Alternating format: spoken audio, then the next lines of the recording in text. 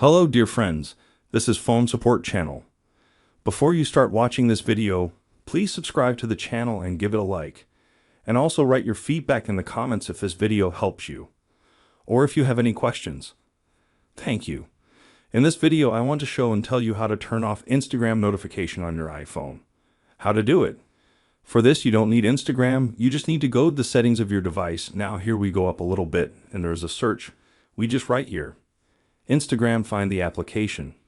Instagram, click on it, and here we have an item called Notifications. Click, and now here we click Allow notifications and turn off the notifications in Instagram, or we cannot turn them off and just choose here that they come, for example, without sound. That is nothing complicated. Or you can just click the button, turn off. We turn off all notifications. As you can see, this is a very simple and quick way. Done. Nothing complicated. If you like this video, please like and subscribe to the channel, and also watch other useful videos on the channel. That was Phone Support. Bye bye. See you later.